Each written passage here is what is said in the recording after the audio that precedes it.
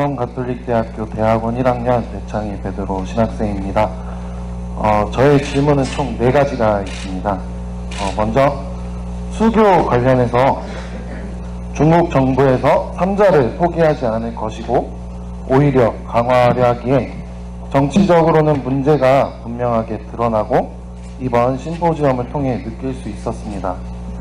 하지만 저의 얕은 지식 안에서 긍정적으로 바라봤던 것은 신부님께서 말씀하신 것처럼 불법 주교가 더 이상 나타나지 않을 것이라 이야기를 해주신 것에서 잠정 수교를 통해 지상교회 내에 나타났던 성사 관련 문제가 해결된 것처럼 보여집니다. 이 문제는 정치 문제에 깊게 관심을 가지지 않고 그저 삶을 살아가고 있는 중국 신자들에게는 아주 기쁜 소식이 되지 않을까 하는 생각 또한 들었습니다. 하지만 저의 견해는 얕은 지식 안에서 이루어진 것이라 확신할 수가 없었습니다. 이 부분이 긍정적인 부분으로 봐야 하는지 아닌지, 그리고 이 부분에서 벗어나 성사 관련 문제에 대한 현실은 어떠한지 자세하게 설명해 주시면 감사하겠습니다. 그리고 두 번째로는 그 지하교회 관련해서 지하교회가 잠정 수교에 대해서도 반발을 많이 하고 있었는데 그 지하교회가 도대체 그리고 정확하게 무엇을 교황청에게 원하고 있는지 궁금합니다. 세 번째로는 문화 대혁명으로 순교한 분들에게 대한 교회는 성인품에 올렸습니다. 하지만 중국은 그들을 반혁명 분자라 표현하고 있는데 이 둘은 아마 바티칸에서도 중국에서도 포기할 수 없는 입장이라 사료됩니다. 그렇기 때문에 이것만 봐도 서로 역사 관련해서 둘의 입장은 대립이 되는 것으로 다가오는데 이것뿐만 아니라 다른 부분의 역사 측면도 있을 것이라 생각됩니다. 그렇다면 혹 중국과 교황청 간 수교 안에서 역사 입장에 접합이 가능한지 궁금합니다. 마지막으로는 이 심포지엄을 들으면서 중국의 복음화를 위해 한국 교회가 기대하길 바란다고 말씀도 하셨고 그렇지만 수교가 불가능할 것이다 라는 예측도 해주셨습니다. 수교가 된다 하더라도 중국 헌법에서 명시하고 있듯이 외국인이 선교를 하는 것은 불가능하기에 중국 헌법이 사라지지 않는 이상 한국인이 중국인을 선교하기라는 불가능한 것처럼 바라보여집니다. 그렇다면 도대체 우리는 무엇을 할 수 있는가 라는 질문이 생길 수밖에 없습니다. 이에 대해서 좀 길었지만 이 부분에 대해서 신부님들의 고견을 듣고 싶습니다. 항상 작정하고 나왔네, 그죠? 그리고 여기에 대해서 너무 쓰고 계시는 것 같은 느낌이 들 정도로 아주 핵심적인 문제 4가지를 이렇게 지적을 했고 아주 좋은 질문이다. 곤혹스럽게 대답하기 어려운 그런 질문들 4개를 잘 뽑아서 이렇게 했지만은 답을 다 얻을 수 있으리라고 생각하지 마세요. 아무튼 작정하고 나온 우리 향사님 얘기 잘 들었습니다. 이것을 제가 참조하면서 안배를 하겠습니다. 자, 또 다른 어떤 질문들 있으면 한번. 예, 맞습니다. 예, 안녕하세요. 서울대 교국제 최영진 그레고리오입니다. 저는 3가지 정도의 질문이 있는데요. 가장 기본적으로 저희 토론 주제가 바티칸과 중국의 수교에 대한 전망이라고 이야기를 하고 있는데 과연 사실 바티칸의 목적이 수교에 있는가 라는 것이 궁금하고요. 왜냐하면 좀 더 교회적인 측면에서 봤을 때 바티칸의 의도는 중국교회의 온전한 친교를 회복하기 위한 것에 있지 않나. 온전한 친교를 회복하기 위해서 그 수교가 꼭 필요한 요소인가. 아까 김동원 신부님께서 제시해 주신 것처럼 베트남 모델을 제시해 주셨는데 베트남도 사실 외교적 관계가 증진은 되었지만 공식적인 수교는 이루어지지 않고 있는 상태인데 이것에 대해서 어떻게 생각하시는지가 첫 번째 질문이고요. 두 번째는 첫 번째 주제에 대해서 논평해 주신 중국 천주교 중국화 방향에 대한 5개년 계획에 대한 질문인데, 이것은 대만의 른키프 수녀님이라는 중국 관계 전문가 수녀님이 계신데, 그 수녀님께서는 이것에 대해서 만약에 실행을 하더라도 반세기 이상이 걸릴 것이고, 중국 정부 내에서도 중국화라는 것에 대해서 명확하게 정의하지 못하고 있다고 그렇게 의견을 내고 계신데요. 그것에 대해서는 어떻게 생각하시는지가 궁금하고요. 마지막으로 드리는 질문은 조금 동떨어진 얘기일 수도 있지만 그래도 관련이 있는 것 같아서 10월 저희 제15차 세계 대의원회 주교 대의원회에서 중국 주교님이 2명이 방문을 하시면서 교황님께 방중을 요청했었습니다. 그래서 이것에 대해서 표면적인 의미는 이렇게 교황님을 인정한다라는 것으로 볼 수 있겠지만, 혹시 그것에 대해서 국가가 바라는 의도가 있는 건 아닐지, 혹시 그것을 통해서 좀 더 뭔가 국가적 지위 상승이라든지 중국이 지금 추진하고 있는 치국 이정의 개념을 현실화할 수 있는 것 같은 것에 대해서 어떻게 생각하시는지.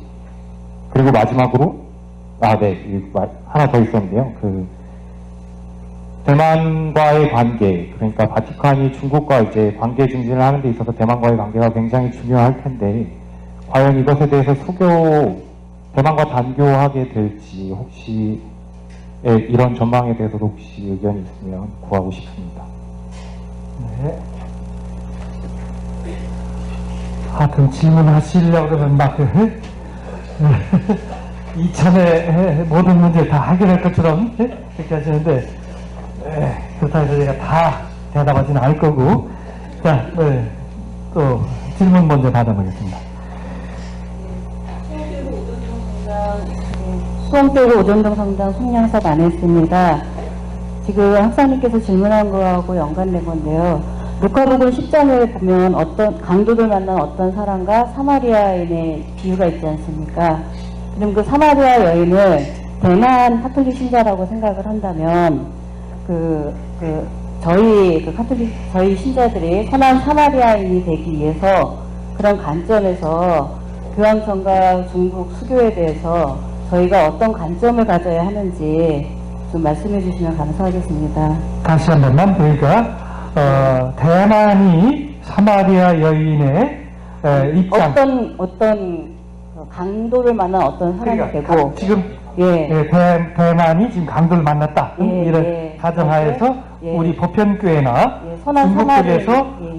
어떻게 도와줄 수 있느냐. 선한 사마리아인이 되기 위해서 저희가 어떤 관점을 가지고 중국 수교를 봐야 되는지 그거에 대해서 좀 말씀해 주시면 감사하겠습니다. 네.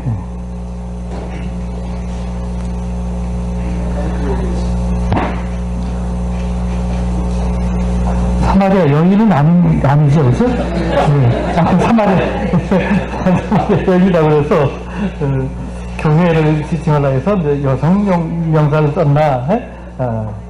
네, 사마리아인을 강도를 만난 그런 상황 속에서 보편교회나 중국교회는 어떻게 그런 상황을 도와줄 수 있는가? 네, 그 질문이죠. 네. 또, 자, 네. 안녕하세요. 대학원 1학년 박태양 사도요한 신학생입니다.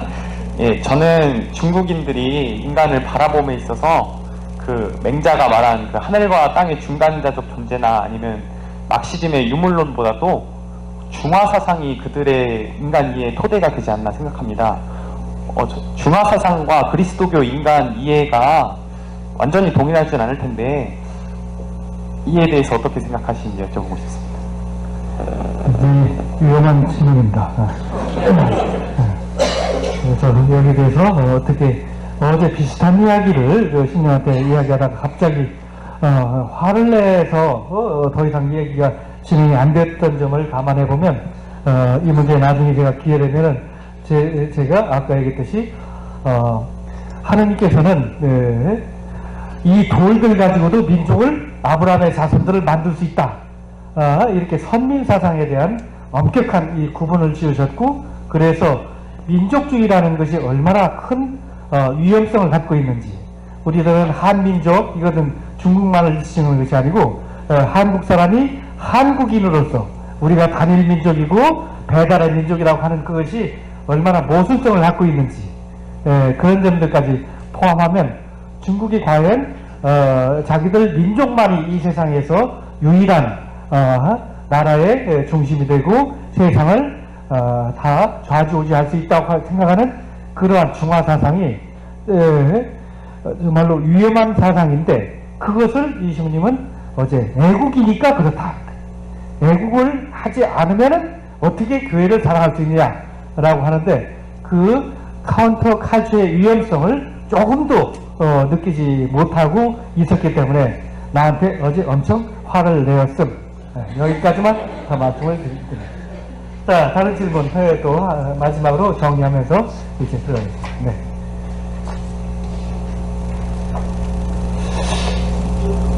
네, 저는 분당성 바오로 성당의 송영아만서입니다. 중국 정부가 상당히 지금 독재적으로 나가고 있다 하고 있는데, 그런 상황에서 이런 바티칸과의 화해 제스처가 1단계 9월에 이루어졌는데요. 이런 거를 보면은 신부님께서 지적하셨듯이 작년도에 그런 국제 심포지움을 통해서 입장을 확인하고 자기네 입장도 발표했고, 또 금년도에 와서 5월 달에 그러한 시진핑 정부의 6개화 조치를 냈는데, 이걸 보면은 나름대로 중국은 바티칸과의 관계를 어떻게 해 나가야 되겠다. 어쩌면은 빨리 수교를 통해서 나름대로의 기존 입장은 지키면서 수교 관계를 통해서 또 대만과의 관계를 이렇게 좀 떨어뜨리는 그러한 효과도 동시에 볼 수 있다. 이런 생각을 갖고 있을 거라고 보고요. 바티칸 입장에서는 지금 중국이 먼저 주교를 임명하고 거기에 대해서 이제 나중에 바티칸이 승인을 하는 그런 절차라 한다면은 어쩌면은 교황보다 먼저 중국이 결정권을 가지고 거기에 대해서 교황이 추인하는 것이기 때문에 중국으로서는 손해가 될 게 없다. 중국도 나름대로의 권리를 갖고 있다라는 그러한 생각을 가지고 이러한 잠정 합의를 이룬 게 아닌가, 이런 생각이 듭니다. 그런 입장에 보면은 중국의 이중적인 성격이 그대로 드러나는데요. 바티칸 입장에서도 계속 중국을 그대로 둘 수는 없기 때문에 일단 관계를 발전시켜서 수교를 하게 되면은 나름대로 중국의 지하교회하고 그동안의 주교단에 대한 입장에 대해서 자기가 입장이 강화된다는 그러한 이중성을 중국과 바티칸이 동시에 갖고 있기 때문에 9월에 이러한 잠정 합의가 일어났다고 봅니다.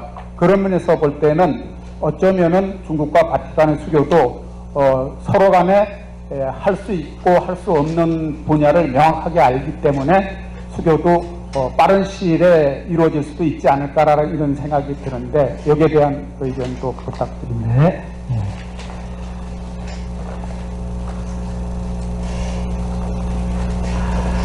아무튼 이 주제를 가지고 우리들이 한 50분 정도, 40분 정도 이렇게 대화를 할 때 과연 정말 원하는 대답을 얻어낼 수 있을지, 하여튼 이러한 문제점을 함께 이 자리에서 같이 공유한다는 것 자체도 의미가 있다는 것을 말씀드립니다. 이 뜻은 여기에서 이 문제에 대해서 정확하게 짚어줄 사람을 사실은 데려오지 못했었고, 그렇지만은 부분적으로나마 중국의 어떤 그런 정서와 또 우리 보편교에서 바라보는 그러한 관점은 어떤 것인지 조금씩 하나씩 이렇게 찾아보도록 하겠습니다. 처음에 이 자선자성이 통역 이제 준비해 주세요. 그래서 먼저 한시부님한테 이 문제를 먼저 의뢰를 하겠습니다. 자선자성이 분명히 그동안 교회가 바라왔고 엄청 힘들었던 문제가 불법주교의 어떤 그 양산, 그리고 불법주교로 인해서 생기는 어려운 점이었는데, 지금 자선자성이 이제 중단이 되었고 새로운 형태의 어떤 그 주교 임명 방식이 진행이 될 텐데 이번에 잠정협의가 갖고 있는 긍정적인 부분과 부정적인 부분 두 가지에 대해서 말씀해 주시죠. 很好，我看到呢，好多朋友们提的问题都是中梵建交的意义在哪里？中梵临时性的协议到底能给中国教会带来什么好处？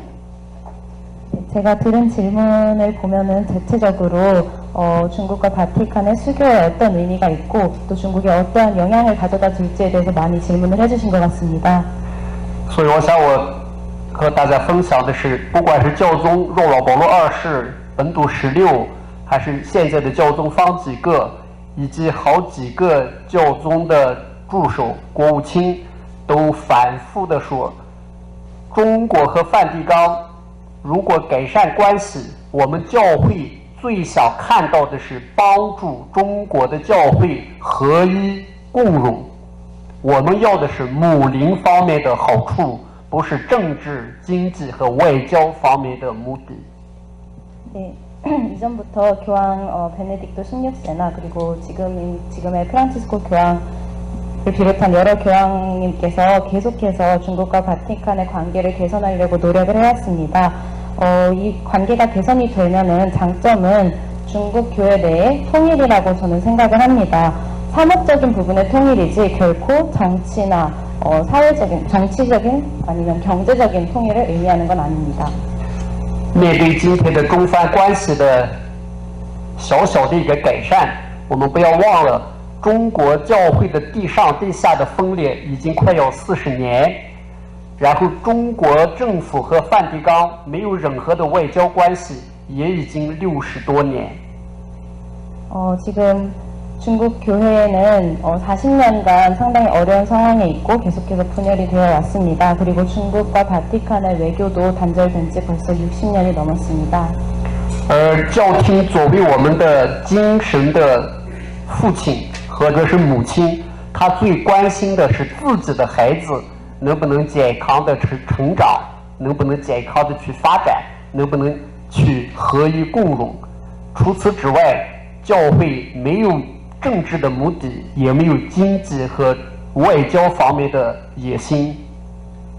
네, 교황청이 부모라면 어쩌면 중국 천주교회는 자식이라고 볼 수 있습니다. 부모가 자식에게 관심을 갖는 것은 자식이 잘 크고 잘 성장하고 발전하기를 바라는 것이지 결코 경제나 외교 분야에서 중국 정부가 야망을 갖고 있는 것은 아닙니다. 所以9月22号签署的临时性的协议，它的主要的目的是结束自选自圣主教的这样一个分裂教会的做法。 如果能把分裂教会的这个行为停止了，中国教会才能结束分裂的这种状态。 9월 22일에 지금 잠정 협약이 지금 진행이 되었는데요. 이를 통해서 어떻게 보면 3자 문제를 더 이상 이제 언급하지 않고 끝내는 이런 입장을 중국 정부는 바라고 있습니다. 반드시 분열이 멈춰져야지만 이 중국 교회의 통일이 가능할 것입니다. 很多海外的教会团体，还有我们国内的一些教会人士，一直在批评教廷，说你怎么可以跟一个无神论的政府签一个协议？怎么可以让一些非法的主教合法？如果他们站在自己的角度，他们真的没有办法理解教宗的这个决定；但如果他们站在最高牧人的角度，他们就应该明白，教宗是所有教会团体和所有羊群的牧人，不是哪一部分的，也不是哪几个人的。 해외 교회나 교회 이런 일부 단체나 인사들은 이 잠정 협의안을 체결한 것에 대해서 비판적인 시각을 갖고 있기도 한데요. 하지만 교황님께서도 아마 사목의 입장에서 이러한 체결을 동의한 것이지 결코 어떤 다른 이익을 추구하기 위해서 그렇게 한 것이 아니라고 생각이 듭니다. 做一个简单的比喻，中国教会就像一个受了伤、正在流着血的一个病人，已经快40年了。现在一个大夫看到这个现象，他最关心的是先把伤口给包扎了，不要继续流血，免得生命受到威胁。其他你有什么高血压，你有什么胆固醇高，你有什么其他的病，那是以后再要去解决的。现在最关键的是把你的伤口要包扎了，免得你继续流血。我们今天的这个临时性协议就是一个外科大夫先做一个简单的包扎，以后怎么样去健身，怎么样去恢复你的体力，那是下一步。我们没有理由要求教宗一下子解决所有的问题。 네, 저는 비유를 하나 들고 싶은데요. 지금 중국 교회는 어떻게 보면은 40년간 다친 상태로 있는 환자로 볼 수 있습니다. 그리고 교황님은 의사로서 중국 교회의 상처를 치유해주고 피를 흘리고 있고 지금 막 생명의 위기에 놓여져 있는 그런 환자를 치유하는 의사라고 생각을 할 수 있을 것입니다. 물론 이제 이런 위급한 문제부터 해결을 해야지 다른 고혈압이나 뭐 당뇨 같은 그런 질병들은 나중에 해결할 문제라고 생각을 하고요. 그렇기 때문에 이제 급한 문제부터 해결을 하고 나머지 차후에 이런 여러 가지 일련의 문제들을 해결하는 것은 나중의 일이라고 생각이 듭니다. 所以我想最后也说的是，教宗方几个之所以在3年以前设立慈悲喜年。 就是要求我们整个教会明白，教会的本质是把天主的慈悲展现出来，用慈悲的良药去治愈病患，而不是去做一个判官。 네, 그리고 지금 3년 전에 프란치스코 교황님께서 자비의 희년을 선포를 하셨는데요. 이거는 상당히 본질적인 일이라고 생각이 듭니다. 하느님의 자비로 이런 중국 교회의 문제를 해결하는 것은 근본적인 문제라고 생각이 들고 반드시 이루어져야 된다고 생각이 듭니다.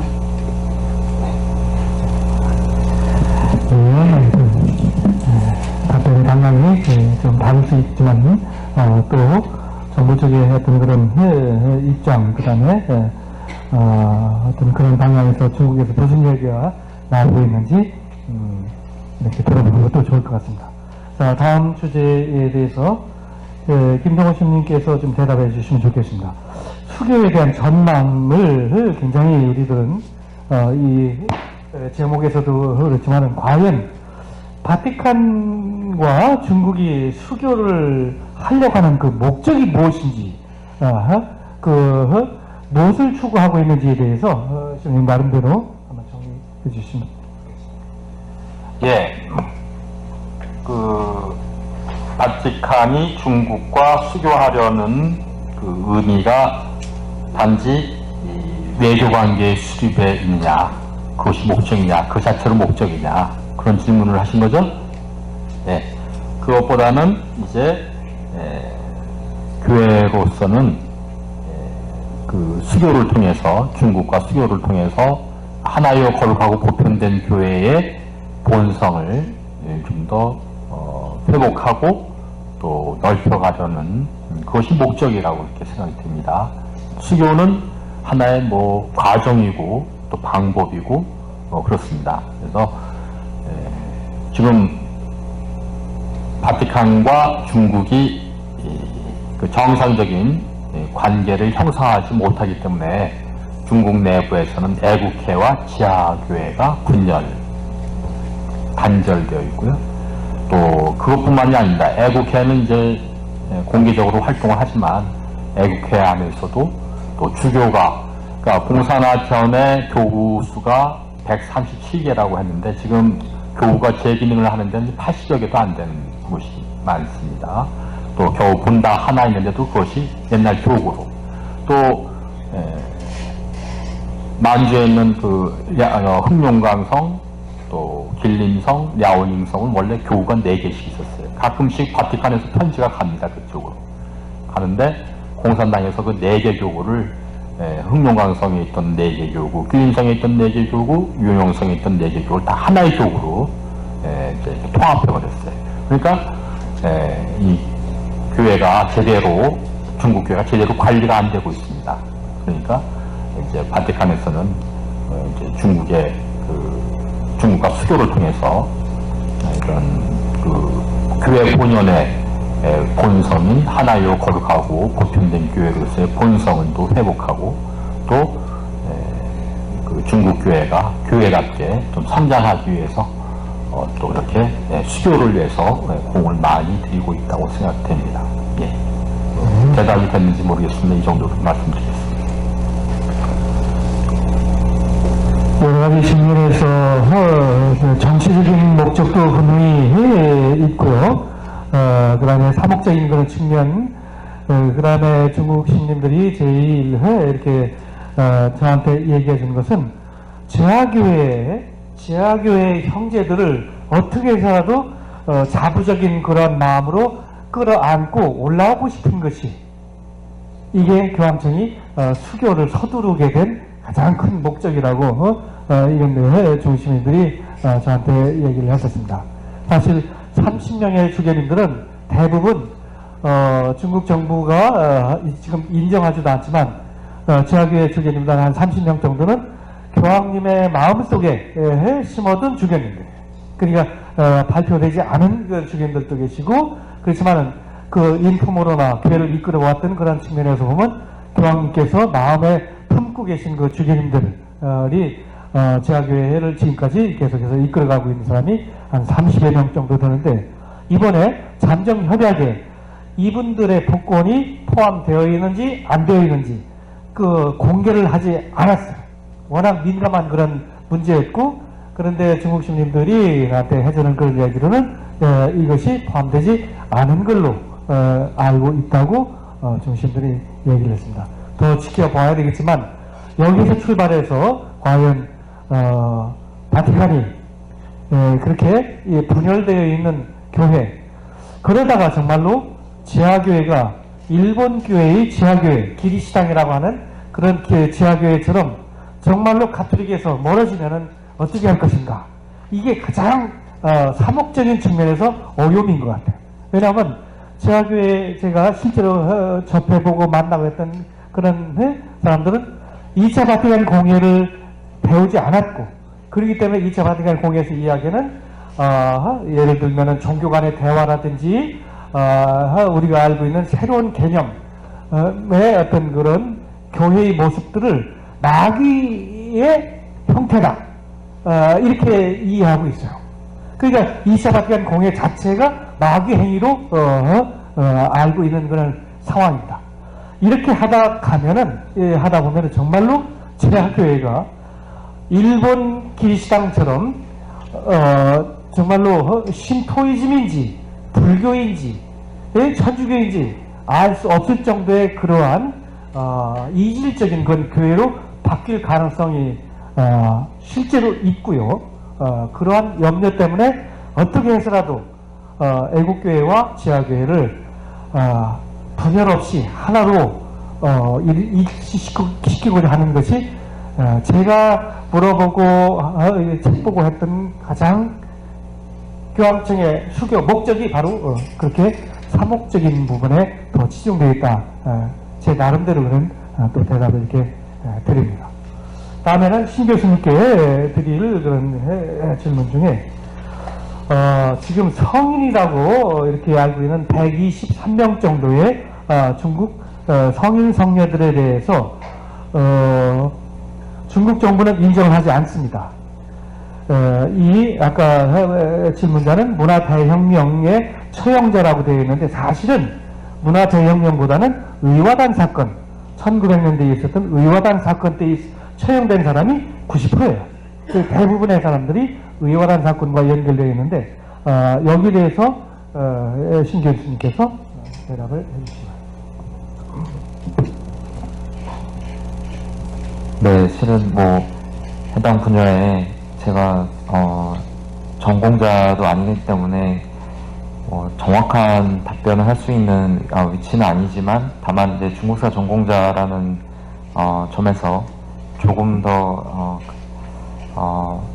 실마리가 될 수 있는 답변을 하나 드리자면은, 일단은 역사적으로 이제 근세 시기부터 근현대에 이르는 시기까지 있어 왔던 천주교에 대한 박해, 그리고 관련해서 죽었던 사람들, 특히 이제 문화대혁명과 같은 좀 다소 과격한 그런 소요 내지는 그런 운동 과정에서 일어났던 그런 폭력 사태나 그런 파괴 같은 것들을 중국 사회도 오늘날 긍정적으로만 보지는 않습니다. 그런 행동들을 애국적인 활동이고 그렇기 때문에 국가의 관점에서 이것을 혁명의 연장선상에서 이해를 해야 하고, 그렇기 때문에 이러한 처형은 정당했다, 이런 식으로 단선적으로 이해하고 있지는 않거든요. 중국 사회도.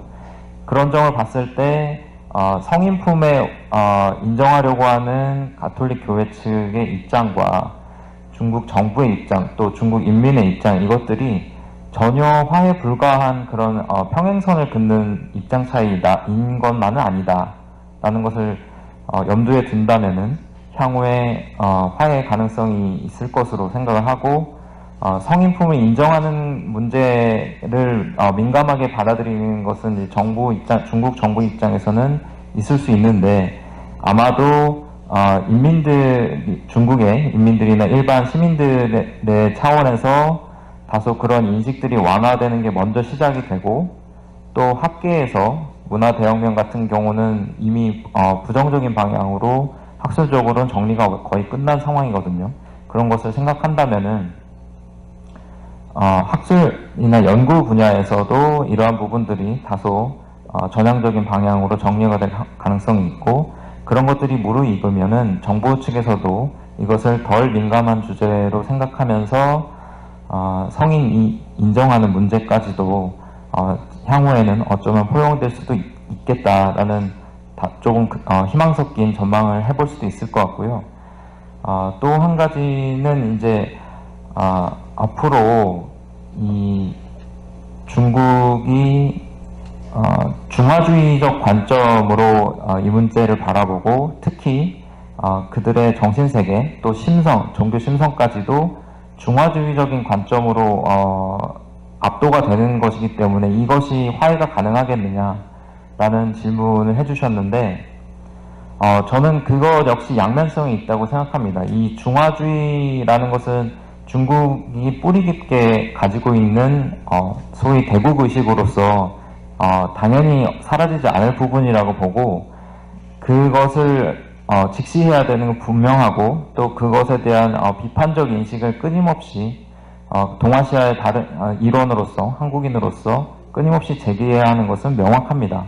그런데 또 한편으로는 역사적으로 중국이 서방에 대해서 내세우는 여러 가지 논리들 중에는 역사적인 경험에 의거한, 여기 신부님께서 이제 그 트라우마로 설명해 주신 부분도 있고, 제국주의 트라우마로 설명해 주신 부분도 있고, 또한 이 김동원 신부님께서 아편전쟁 이래 이어져 내려오는 서구 열강의 침략과 어떤 이권 침탈에 장이 되었던 경험들, 그런 것들 때문에 민감하게 받아들이는 부분, 이것은 또 중국 정부나 중국 인민들 입장에서 봤을 때는 또 일견 이해할 수 있는 측면도 있거든요. 이것이 역사적으로 가톨릭 세력과 완전히 단절될 수 없는, 태생적으로 완전히 단절될 수 없는 경험이었기 때문에 그 부분이 화해하기 어려운 장애로 작용한다라는 것을 또한 인식을 해야 하고요. 다만 제가 조금 더 긍정적인 부분을 강조해서 다시 한번 정리를 하자면은, 또한 중국 사회는 역사적으로 평화로운 교류의 경험 또한 가지고 있거든요. 대표적으로 말씀해 주셨던 이 근세 시기에 예수의 활동을 둘러싸고 이루어졌던 마테오 리치 신부님 이하 이 명말 청초, 그리고 이제 청중기까지도 이어지는 이 평화로운 공존 가능성을 경험했던 것들, 그리고 당시에 천주교로 개종했던 문인 신자들이 남긴 글들, 이런 것들이 최근에 학계에서 많이 조명이 되고 연구가 되고 있어요. 정부 차원에서 이런 것들을 육성을 하고 정리를 할 정도로 이 근세 시기의 평화로운 교류 이 부분을 중국 정부는 굉장히 중국 정부나 학계에서 연구 붐이 일어나고 있습니다. 그러한 부분은 중국 정부 내에서도 당연히 다른 정치적인 의도가 깔려 있을 것인데, 그러한 것들을 비판적으로 인식하는 것과는 별개로 그 부분에 주목하고 동서양의 평화로운 공존이나 교류에 방점을 찍고 있다라는 것 자체는 긍정적인 부분으로 볼 수 있지 않을까 생각이 들고, 그것 역시 중국 사회가 갖고 있는 트라우마 못지않게 갖고 있는 평화로운 교류와 공존의 유산이었다라는 것을 생각하면 앞으로 관계 개선의 측면에서나 중국이 가지고 있는 중화주의적인 그런 배타성 같은 것들을 완화하는데 또한 계기로 작용할 수 있는 가능성도 있지 않겠는가라고 조심스럽게 좀 희망 섞어서 좀 강조를 좀 드려봅니다. 네, 답변 감사합니다. 조금만 표현하자면, 그러니까 중국 성인 성녀 시성식 날이 2000년 10월 1일입니다. 그날, 그 전까지 중국 정부에서는 특별한 반응을 하지 않고 있다가 문득 생각났던 것이 10월 1일이 중국 공산당 창립 기념일입니다. 천주교에서 교황청에서 발표하기를 소아테레사 성녀 대축일에 시성식을 하는 것은 전교자의 주보이신 소아테레사 성녀의 대축이니까 우리가 이날 시성식을 2000년 10월 새천년기를 맞아서 10월 1일 날 시성식을 하겠다라고 이야기했지만 가만히 생각해 보니까 중국 정부는 우리를 우롱한다. 이게 실제 나왔던 사실이에요. 그래서 홍콩에서 종을 치면서 축하 미사를 하는 것을 굉장히 이제 아주 원천봉쇄를 그런 계획을 하려고 했고, 그 다음에 대만에서도 축하 미사를 10월 1일 날 진행을 했지만은 중국 정부는 그날 아주 굉장한 선포를 하게 됩니다. 다시 옛날로 돌아간다. 그 전까지 개혁개방이라고 하는 그러한 측면에서 대만의 보인대학교 신부라든지 서양의 다른 그런 신부들이 중국 신학교에 와서 또 나름대로 신학교를 이렇게 일으키고 하고 있었는데 그날 저녁에 짐을 싸서 공항으로 다 쫓겨났어요. 10월 1일 날. 왜냐하면 우리 중화 중심 사상의 공산당 창립 기념일에 시성식을 한다는 것은 이것은 우리에 대한 우롱이다. 이것이 지금까지 진행이 되고 있고 그 다음부터 성인들을 특히 의화단 사건은 자기들로서는 이 서양 열강의 침입에 대한 엄청난 이 트라우마예요, 사실. 거기에 하필이면 공산당 창립 기념일에 시성식을 하는 것은 우리에 대한 도전으로 그게 바티칸에서 의도했는지 안 했는지 그건 모르겠습니다. 그렇지만 그것은 문화의 충돌인 거예요, 사실.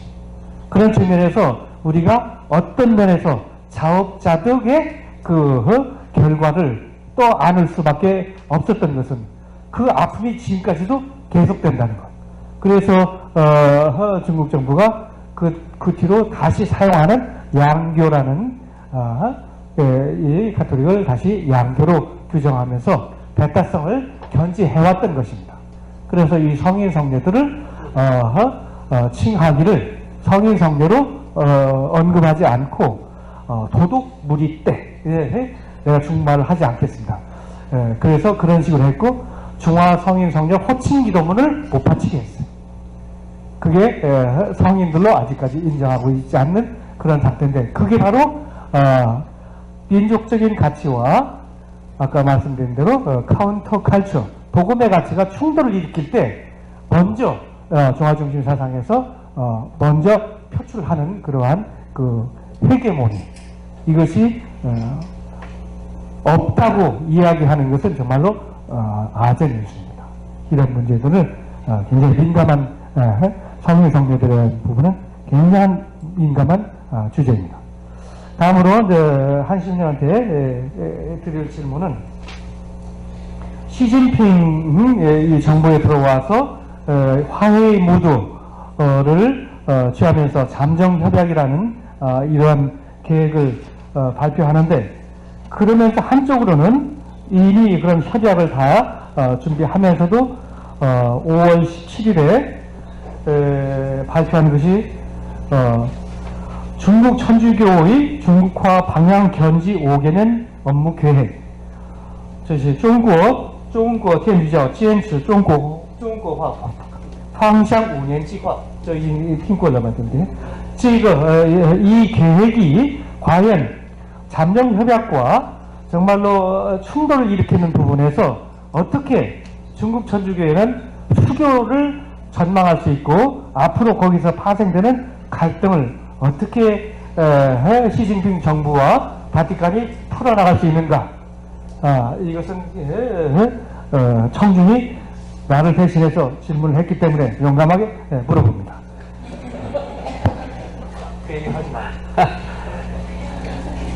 这的确是一个非常有挑战的问题。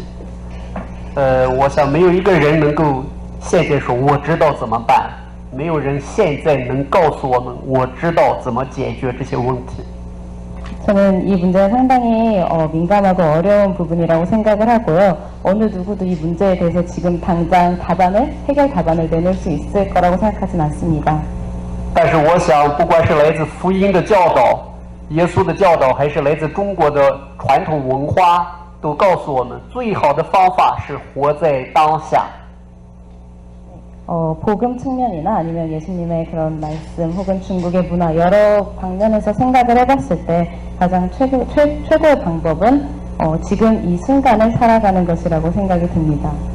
因为人都有一个很自动的一个弱点，就是要么活在过去，要么活在未来。过去发生的事已经过去100年、200年了，几十年了，可是我们永远 跳不出过去发生的那件事对我们产生的负面的影响力，所以我们活不在现在。 사람의 가장 큰 약점은 과거에 살거나 미래에 살고 있다는 것이라고 전 생각이 듭니다. 100년이 지난 역사 혹은 200년이 지나도 계속해서 우리는 과거에 있었던 부정적인 영향, 아픔에 대해서 계속 이야기를 하는 것 같습니다. 另外一个 极端就是活在未来，不知道未来会发生什么事，所以我现在不敢做任何事，因为我不晓得明天、后天、再过2年、3年，我做的事情是不是会彻底的失败，所以我今天不敢迈出一步。 네, 또 다른 하나는 이제 미래에 대한 두려움인데요. 미래에 대한 두려움으로 인해 우리는 어떠한 것도 실천하지 않고 실행하지 않는다는 그런 특징이 있는 것 같습니다. 나중에 혹시 실패하면 어떡하지라는 그런 두려움 때문에요. 再回到我们中国教会的这样一个中国化或者临时的中梵的协议，这是好几个教宗从80年代初 一致努力的一个结果，这不是教宗方几个突然想出来的一个做法，而是他借着他以前的2任教宗继续推动，终于产生了这样一个小小的果实。 네, 그리고 다시 중국화와 중국교회 중국화와 그리고 잠정적 협의에 대해서 얘기를 해보자면은 프란치스코 교황은 이것을 갑자기 이제 협약을 하자라는 얘기를 한 게 아니라 80년대 초반부터 계속해서 이제 교황 대대로 교황님들께서 이렇게 견지해온 입장이라고 생각이 듭니다.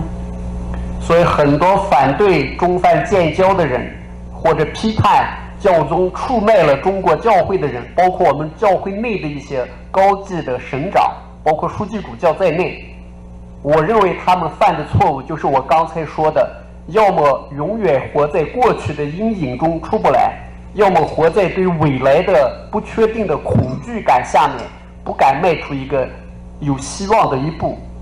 就好像今天南北朝鲜，如果我们南韩和北韩的人永远活在过去，我们永远不会向和平迈出一步；或者如果我们害怕未来会发生什么不确定的事，我们也不会向和平迈出一步。 所以今天我们应该向耶稣的教导靠齐，向中国的传统学习。今天天主要我做什么，我就去做。过去的已经过去了，将来的天主会安排。 네, 일부 이제 중국과 바티칸의 수교를 반대하는 사람들의 가장 큰 잘못된 점은 계속 미래에 대한 두려움을 갖고 있다는 것이라고 생각합니다. 미래에 대한 두려움 때문에 아무것도 하지 않으면 아무 일도 일어나지 않는다고 생각합니다. 예를 들면은 지금 남북 관계가 개선된 것도 평화를 위한 노력이 있었고 발걸음이 있었기 때문이라고 생각이 듭니다. 이러한 과정 속에서 우리는 하느님의 말씀에 의거해서 하느님의 말씀을 따라서 좀 더 이제 많은 현실에 있는 현실적인 노력을 해가야 된다는 생각이 듭니다. 再补充一句，为什么中国政府特别要求宗教中国化？它的原因很简单，我希望宗教不要变成反对我的一种武器，我希望宗教帮助我的国家，帮助我的社会能够和平稳定的发展。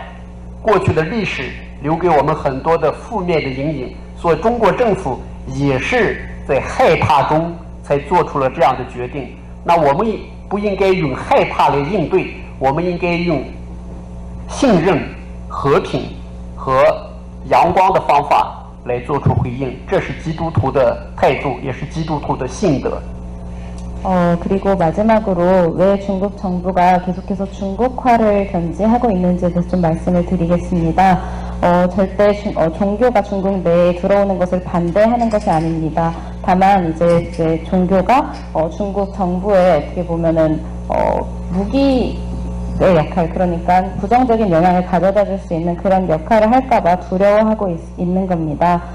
왜냐하면 중국 역사에는 종교로 인해 혹은 이제 외부 세력으로 인해 좀 많이 침탈을 당한 그런 역사가 많기 때문에 중국 정부도 이 부분에 대해서 상당한 두려움을 갖고 있습니다. 하지만 저희가 그리스도인으로서 해야 되는 것은 앞으로 믿음을 갖고 그리고 평화의 방향으로 나아가는 것이라고 저는 굳게 믿습니다. 네, 감사합니다. 다음으로 이 대만 문제에 대해서 우리가 사실 지금 굉장히 축제 분위기 식으로 이 잠정 협약을 이야기하는 과정 속에서 대만은 지금 정말로 아주 속에 불이 붙어서 이 잠정 협약이 이루어진 그 다음날 대만의 부총통이 바로 바티칸으로 달려갔고 거기에는 분명히 대만이 읽어내고 있는 정서가 다르다는 거죠. 그래서 김동원 신님이 가련한 대만 천주교회를 생각해서 보편교회가 과연 어떻게 이 사마리아 여인으로서 사마리아 사람으로서 착한 사마리아인으로서 대만을 도와줄 수 있는지 여기에 대해서 한번 얘기해 주시기 바랍니다. 그리고 대만과 단교를 해야 되는 그런 가능성까지 아까 질문해 주신 것이 연결되어 있습니다. 이 문제 같이 얘기해요. 네, 성경 말씀은 적용을 잘 해야 합니다. 그래서 대만 사람들을, 대만 교회나 대만 사람들을 반 죽어가는 사마리아인으로 본다면 교회는 대만 교회를 계속 더 보살피고 또 중국 정부의 요구대로 단교해서는 안 되는데 어떻게 되느냐, 그런 질문이죠. 예. 또 그런 착한 사마리아 사람의 비유도 있지만 또 잃어버린 한 마리 양을 찾아서 가는 목자의 비유도 있죠. 99마리 양은 그대로 놔두고 잃어버린 한 마리 양을 찾아서 목자는 어디든지 달려간다는 그런 착한 목자의 비유도 있는데, 어쩌면 바티칸의 입장은 그 중국 교회나 중국 사람들을 그 잃어버린 한 마리의 양처럼 또 쫓아가서 보살피려고 하지 않는가, 이렇게 또 생각할 수 있겠습니다. 그러니까 복음 말씀을 어떻게 적용하느냐에 따라서 교회의 판단은 또 달라질 수도 있다는 것입니다. 참 대만 교회도 바티칸은 아마도 현실적으로 또 중국과 수교함으로써 얻는 어떤 영적, 종교적 이익이 훨씬 크기 때문에 이제 소를 희생해서 대를 얻으려고 할 겁니다. 교회가 이상을 향해서 나가지만 또한 현실적인 상황을 무시할 수가 없는 거죠. 그래서 바티칸에서는 중국과 수교하기 위해서 꼭 필요한 조건이 이제 대만과 단교한다면 그런 과정을 이제 밟을 걸로 봅니다. 그렇다고 해서 바티칸이 대만을 완전히 버리는 것은 아니다. 또 그렇게 중국과 수교하기 위해서 이제 대만 교회의 신자들과 대만 국민들에 대해서 정서적으로 또 이제 이해도 구하고 또 이렇게 잘 달래줄 걸로 생각합니다. 네, 대만 교회 바티칸과 중국 대륙교회가 중국 정부가 수교한다는 얘기는 오래전부터 나온 얘기예요. 이게. 네. 1951년에 단교가 됐는데 그 전부터 이렇게 수교하기 위해서 노력을 해왔고 또 교황님들이 반공주의를 내셨지만 그래도 중국과 대화하려고 하셨고 또 가능하다면 난 방문하고 싶다는 얘기를 교황님들이 거의 다 말씀하셨어요. 그만큼 중국 인민들을 교황님들께서는 잃어버린 양을 찾아가는 것처럼 이렇게 보살피고 계신다. 또 그런 입장을 대만교회도 또 마찬가지로 생각할 걸로 봅니다. 그래서 뭐 한 10여 년 전에도 그 상고시 대만에서는 추경이 나오지 못했는데 그때도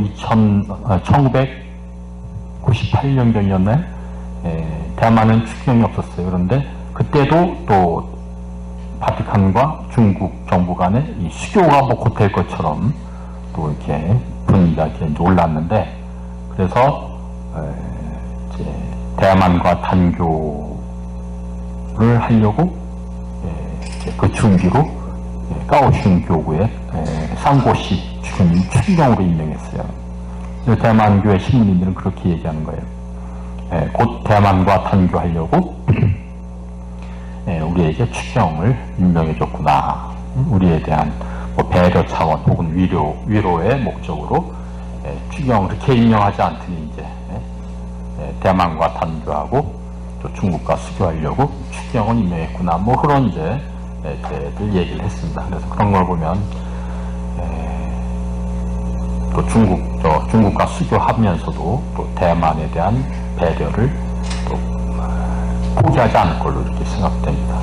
또 전체적으로 볼 때 멀고 긴 전체적인 차원에서 볼 때 중국과의 수교는 이제 필요한 꼭 가야 할 이제 과정이라고 이제 보아야 한다고 생각합니다. 이상입니다. 이제 시간이 한 5분도 안 남았습니다. 그래서 의원님께서 질문해 주신 부분들이 사실 어떻게 보면 서로 연결되어 있기 때문에 직접적인 대답이 아닐지라도 연관성 속에서 여러분들에게 이렇게 대답을 드리는 거라고 생각합니다. 마지막으로 한 질문 하나를 하고 끝내도록 하겠습니다. 내년에 교황님께서 일본 왕이 즉위하는 것에 맞춰서 일본 방문하시는 것은 결정되었습니다.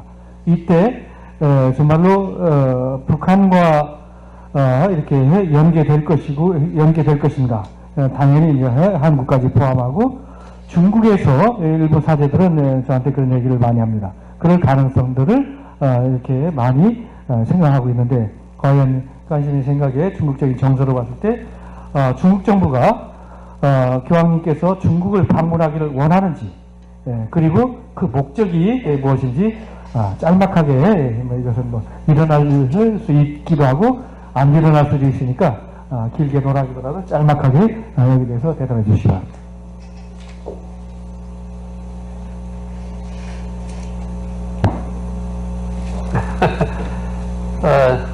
我不是中国政府的领导人，我不知道。 저는 중국 정부의 대변인이 아니고 지도자가 아니기 때문에 전 사실 잘 모릅니다.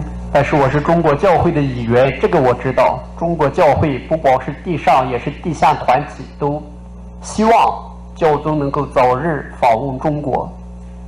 저는 교회인으로서 이렇게 얘기를 하자면은 지상교회든 뭐 지하에 있는 주교교회든 다 교황님께서 중국에 방문하기를 기대하고 있다고 말하고 싶습니다. 我们这两位去罗马参加世界主教会议的主教，在接受意大利媒体采访的时候，他们说教宗跟我们见面的时候，我们已经邀请教宗访问中国。 이번에 그 세계 주교 회의에 방문한 중국의 두 주교님께서도 이 이태리의 기자와 인터뷰를 할 때 이미 교황님께 중국에 오시라고 얘기를 이미 전달한 상황이라고 얘기를 했습니다. 从我个人的理解，如果没有中国政府的同意，他们不应该这样公开的表达对教宗的邀请，应该是在后面有中国政府的点头和同意。 제 개인적인 이해로 말하자면은 아마 중국 정부에서 이러한 동의가 없었다면은 당시 인터뷰 때 이제 교황님을 이렇게 초청을 하는 일은 없었을 거라고 생각이 듭니다. 미리 이제 중국 정부와 이런 부분에 대해서 논의가 된 후에 교황님께 그렇게 말씀을 드렸을 거라고 생각이 듭니다. 而就在很快的这样一个节点上，这个时间点上，金正恩通过我们的文在寅总统也邀请教宗来访问。 我不知道这是天主的特殊的安排呢，还是个偶然的一个巧合呢？总是觉得这个历史的节点非常有意义。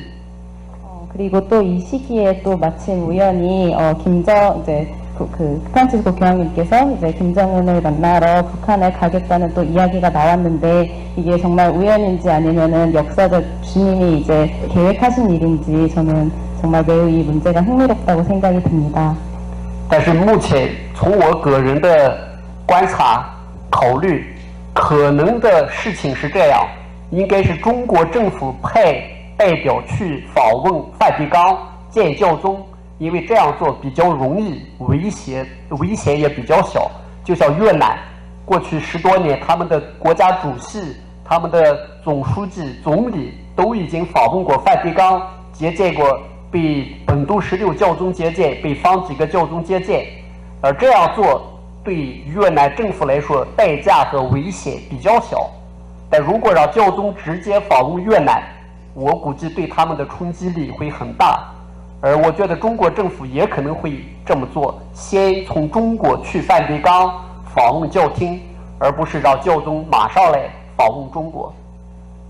제가 개인적으로 이제 생각을 해봤을 때는 아마 가능성이 가장 높은 것은 중국 정부에서 이제 대표 사절단을 바티칸에 보내서 이제 교황님을 아련하는 것이라고 생각이 듭니다. 왜냐하면 그 부분에 대해서 리스크가 훨씬 적기 때문입니다.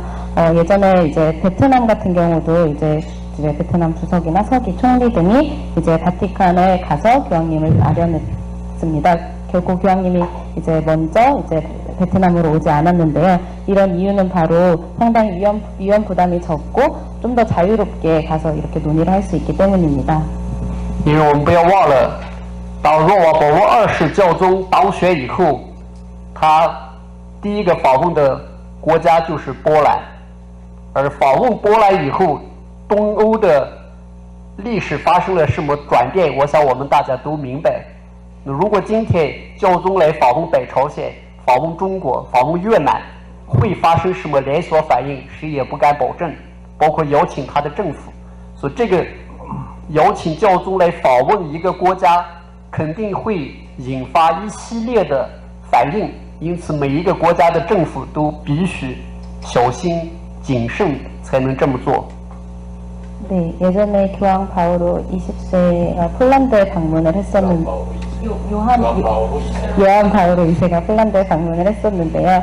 그 당시에 이제 많은 이제 역사적 많은 영향이 그 국가에 많은 영향이 있었다고 생각이 듭니다.